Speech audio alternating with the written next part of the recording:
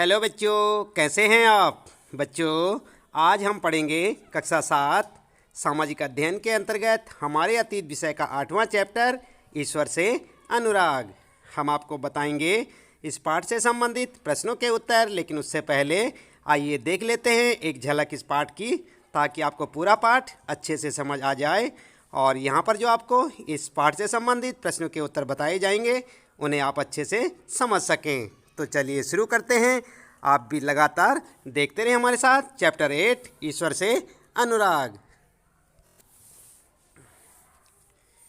तो बच्चों, आप देख रहे हैं यहाँ पर, ये है आपका हमारे अतीत के अंतर्गत चैप्टर 8 ईश्वर से अनुराग। आप इस पाठ को चाहे तो यहाँ से पढ़ें बच्चों, चाहे अपनी पाठ्य पुस्तक से, लेकिन एक बार इस पाठ को अच्छे से पढ़ लें। आप देख रहे हैं यहाँ पर परमेश्वर का विचार। इस पाठ में बताया गया है किस प्रकार प्राचीन समय से ही लोगों का ईश्वर के प्रति आस्थावान होना है और किस प्रकार से वे धार्मिक रीति रिवाजों का पालन करते थे। जैसे यहाँ पर देख सकते हैं आप, दक्षिण भारत में भक्ति का एक नया प्रकार नयनार और अलवार। तो किस प्रकार से लोगों ने ईश्वर भक्ति को जो है जागरूकता दी और किस प्रकार से लोग ईश्वर भक्ति से लगातार जुड़ते गए। इस पाठ में आपको ये सब जानकारियाँ मिलने वाली हैं। दर्शन और भक्ति की बात भी इस पाठ में होगी, और साथ ही साथ आप देखेंगे विभिन्न प्रकार के मत और संप्रदाय जो कि ईश्वर भक्ति से जुड़े हुए थे। वसवंता का वीर सहसवाद आपको पढ़ने को मिलेगा यहाँ पर, और साथ ही साथ कई अन्य महत्वपूर्ण जानकारियाँ जैसे संतों के बारे में, महात्माओं के बारे में, जैसे आप यहाँ पर देख सकते हैं महाराष्ट्र के संत, और इसी प्रकार से अन्य कई के बारे में आपको जानकारी मिलने वाली है, जैसे संत तुकाराम, मीराबाई, और भी बहुत जो है नाथपंथी, सिद्ध और योगियों के बारे में, इस्लाम और सूफी संत के और सूफी मतों के बारे में आपको यहाँ पर जानकारी मिलने वाली है। तो बच्चों, आप इस पाठ को ध्यानपूर्वक पढ़ें और हम आपको बताएंगे इस पाठ के कुछ आंतरिक प्रश्न और कुछ इस पाठ के अंत में जो पूछे गए हैं उन प्रश्नों के उत्तर भी। तो चलिए, ये था आपका पूरा पाठ जो कि हमने आपको यहाँ पर दिखाया। पाठ का नाम था ईश्वर से अनुराग, और ये आपका हमारे अतीत के अंतर्गत 8वां चैप्टर है। आप इसे ध्यान से पढ़ें। तो बच्चों, जैसे ये पाठ यहाँ पर समाप्त होता है, हम आपको सीधे लिए चलेंगे इस पाठ से संबंधित प्रश्नों के उत्तरों पर।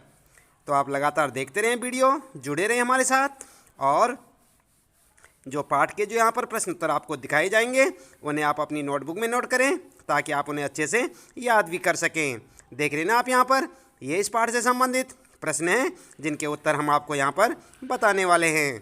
तो चलिए शुरू करते हैं इस पाठ से संबंधित अभ्यास प्रश्न उत्तर। तो बच्चों, आप देख रहे हैं यहाँ पर, आज हम पढ़ रहे हैं क्लास 7 का हमारे अतीत के अंतर्गत 8वां पाठ ईश्वर से अनुराग, और हम आपको बता रहे हैं यहाँ पर इस पाठ से संबंधित प्रश्नों के उत्तर। सबसे पहले बात करते हैं पाठ के आंतरिक प्रश्नों के बारे में और जानते हैं उनके उत्तर। आप देख सकते हैं बच्चों, यहाँ पर ये है आपका पहला प्रश्न, और इसे आपको जो है देखने को मिलेगा 107 नंबर पेज पर। आप अपनी पाठ्य पुस्तक के 107 नंबर पेज पर देखें, वहाँ पर आपको कुछ इस प्रकार का एक प्रश्न दिखाई देगा जिसका उत्तर कि हम आपको यहाँ पर बताने वाले हैं। तो आइए पढ़ते हैं प्रश्न। इसमें क्या पूछा है, शंकर या रामानुज के विचारों के बारे में पता लगाने का प्रयत्न करें। और उत्तर में क्या लिखेंगे आप, उत्तर लिखेंगे शंकर। सबसे पहले आप जो है एक हेडिंग डालेंगे बच्चों, और वहाँ पर लिखेंगे शंकर। इनका जन्म 8वीं शताब्दी में केरल प्रदेश में हुआ था।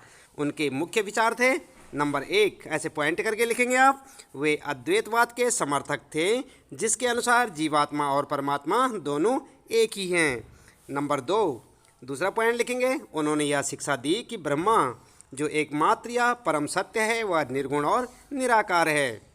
नंबर 3 पॉइंट लिखेंगे बच्चों, उन्होंने हमारे चारों ओर के संसार को मिथ्या या माया माना और संसार का परित्याग करने अर्थात संन्यास लेने और ब्रह्मा की सही प्रकृति को समझने और मोक्ष प्राप्त करने के लिए ज्ञान के मार्ग को अपनाने का उपदेश दिया।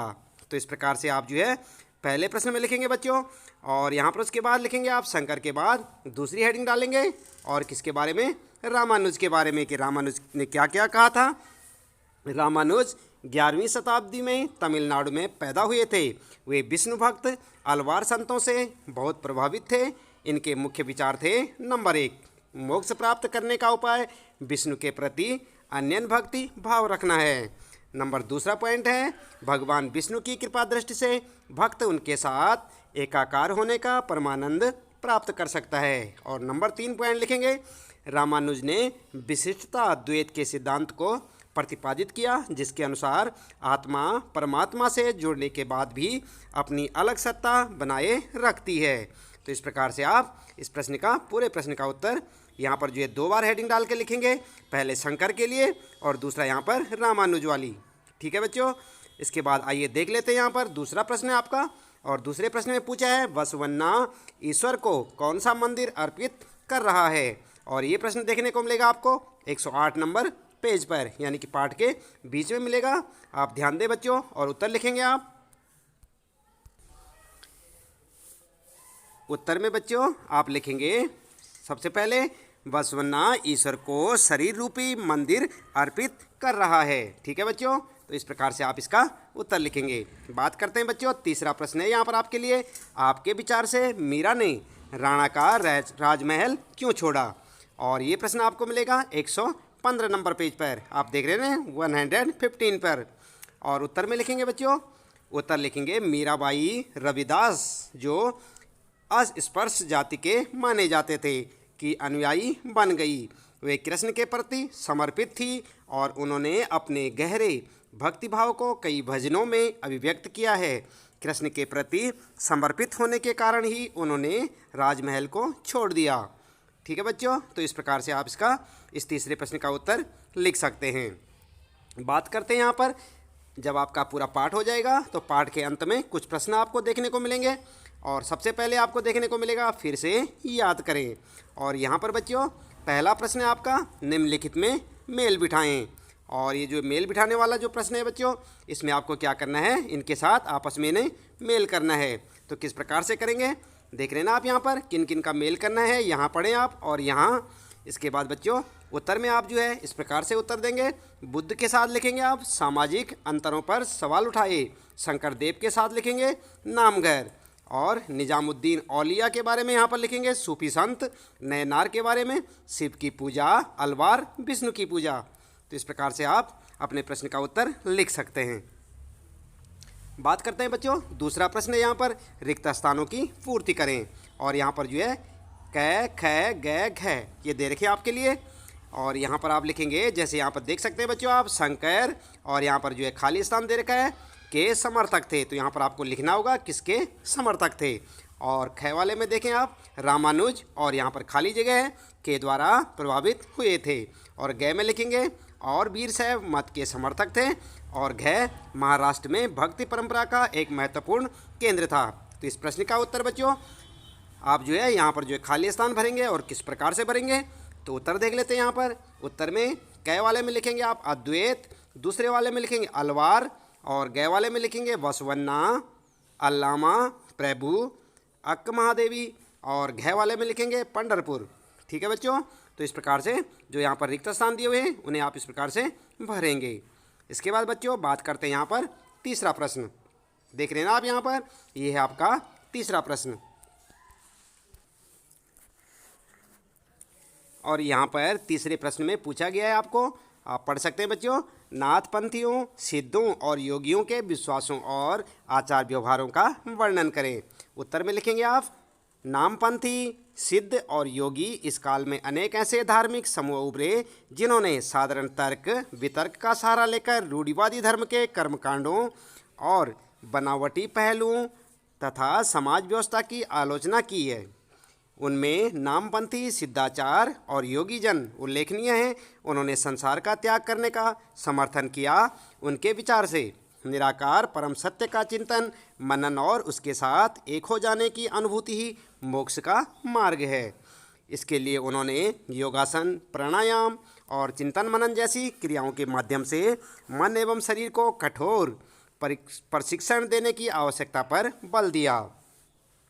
उनके द्वारा की गई रूढ़िवादी धर्म की आलोचना ने भक्ति मार्गीय धर्म के लिए आधार तैयार किया, जो आगे चलकर उत्तरी भारत में लोकप्रिय शक्ति बना। ठीक है बच्चों, तो इस प्रकार से इसका थोड़ा बड़ा उत्तर है बच्चों यहाँ पर, तो आप ध्यान दें, ये है आपके तीसरे प्रश्न का उत्तर। ये है आपका तीसरा प्रश्न और उसका उत्तर, तो इसे आप ध्यानपूर्वक लिखें बच्चों, काफ़ी इंपॉर्टेंट प्रश्न है ये, और इसका उत्तर आप जो है अच्छे से याद करेंगे।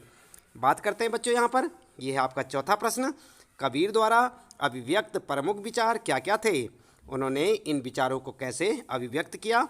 उत्तर में लिखेंगे आप, कबीर द्वारा अभिव्यक्त प्रमुख विचार नंबर 1, नंबर 2, नंबर 3। कबीर निराकार परमेश्वर के में विश्वास करते थे। नंबर 2, भक्ति के माध्यम से ही मोक्ष यानी मुक्ति प्राप्त हो सकती है। और इसके बाद नंबर 3 लिखेंगे, हिंदू और इस्लाम धर्म में व्याप्त कुरीतियों की आलोचना की। नंबर 4, प्रत्येक व्यक्ति को ईश्वर के प्रति प्रेम भाव रखना चाहिए। तो इस प्रकार से यहाँ पर जो है पाँचवा पॉइंट लिखेंगे, हिंदू और मुसलमान एक ही ईश्वर की संतान हैं। और छठा लिखेंगे, धर्मों का अंतर और भेदभाव मानव द्वारा बनाया गया है। तो ये जो है बच्चों आप ध्यान दें, कबीर द्वारा अभिव्यक्त विचार थे, जो कि प्रमुख विचार थे यहाँ पर कबीर के। और इस प्रकार से आप इन्हें पॉइंटों में लिखेंगे, 1, 2, 3, 4, 5, 6 करके। आगे बात करते हैं बच्चों, आइए समझें।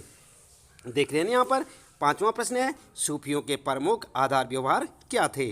तो यहाँ पर जो है उत्तर में क्या लिखेंगे आप? उत्तर लिखेंगे सूफी संत के आचार विचार। सबसे पहले आप एक हेडिंग डालेंगे और यहाँ पर लिखेंगे सूफी संत के आचार विचार।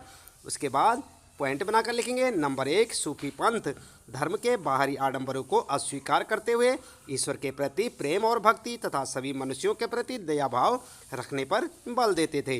दूसरा पॉइंट लिखेंगे, सूफी संत ईश्वर के साथ ठीक उसी प्रकार जुड़े रहना चाहते थे जिस प्रकार एक प्रेमी दुनिया की परवाह किए बिना अपनी प्रियतम के साथ जुड़े रहना चाहता है। और नंबर 3 पॉइंट लिखेंगे, ईश्वर एक है, उसे प्रेम साधना और भक्ति द्वारा प्राप्त किया जा सकता है। तो इस प्रकार से सूफी संतों के जो विचार हैं बच्चों, आप यहाँ पर आचार विचार उनके लिख सकते हैं। बात करते हैं बच्चों, छठा प्रश्न है यहाँ पर आपके लिए, आपके विचार से बहुत से गुरुओं ने उस समय प्रचलित धार्मिक विश्वासों और प्रथाओं को अस्वीकार क्यों किया? तो उत्तर में क्या लिखेंगे? उत्तर लिखेंगे, बहुत से गुरुओं ने उस समय प्रचलित धार्मिक विश्वासों और प्रथाओं को निम्न कारणों से अस्वीकार कर दिया। और उसके कारण क्या है बच्चों? इस प्रकार से लिखेंगे, नंबर 1, प्राचीन काल से चले आ रहे ऐसे धार्मिक कर्मकांडों जिसमें कई तरह की कुरीतियाँ व्याप्त हो गई थी। नंबर 2, प्राचीन काल से चली आ रही धार्मिक रीति रिवाज एवं प्रथाओं में काफ़ी जटिलताएं आ गई थी।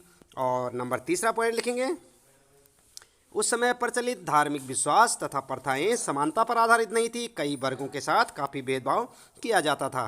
तो इस प्रकार से ये आपका उत्तर हो जाएगा। ये आपका छठा प्रश्न बच्चों, और उसका उत्तर ये आप लिखेंगे। बात करते हैं यहाँ पर 7वां प्रश्न है, बाबा गुरु नानक की प्रमुख शिक्षाएं क्या थी? तो उत्तर में क्या लिखेंगे? उत्तर लिखेंगे, बाबा गुरु नानक की प्रमुख शिक्षाएं निम्न प्रकार थी। और यहाँ पर बच्चों आप पॉइंट बनाकर लिखेंगे, नंबर 1, नंबर 2, नंबर 3। नंबर 1 लिखेंगे, एक ईश्वर की उपासना करनी चाहिए। यही सब बच्चों गुरु नानक की प्रमुख शिक्षाएं थी। नंबर 2, जाति पाति और लिंग भेद की भावना से दूर रहना चाहिए। इसके बाद 3 जो है गुरु नानक का जो है विचार था, ईश्वर की उपासना करनी चाहिए, दूसरों का भला करना चाहिए तथा अच्छे आचार विचार अपनाने चाहिए। और चौथा लिखेंगे, उनके उपदेशों को नाम जपना, कीर्तन करना और वंड छकना के रूप में याद किया जाता है। ठीक है बच्चों, तो ये है आपका यहाँ पर 7वां प्रश्न, और उसका उत्तर आप इस प्रकार से लिखेंगे। इसके बाद आता है आपका यहाँ पर आइए विचार करें, और प्रश्न है 8वां बच्चों, जाति के प्रति वीर शैवों अथवा महाराष्ट्र के संतों का दृष्टिकोण कैसा था? चर्चा करें। और यहाँ पर आप जो है उत्तर लिखेंगे, जाति के प्रति वीर शैवों के विचार, वीर शैवों ने सभी प्राणियों की समानता के पक्ष में और जाति तथा नारी के प्रति व्यवहार के बारे में ब्राह्मणवादी विचारधारा के विरुद्ध अपने प्रबल तर्क प्रस्तुत किए हैं। इसके अलावा वे सभी प्रकार के कर्मकांडों और मूर्ति पूजा के विरोधी थे। तो इस प्रकार से आप यहाँ पर 8वें प्रश्न देख सकते हैं और उसका उत्तर लिख सकते हैं। और साथ ही साथ आप लिखेंगे जाति के प्रति महाराष्ट्र के संतों के विचार, ये भी आप लिखेंगे 8वें प्रश्न के उत्तर में हेडिंग डालकर।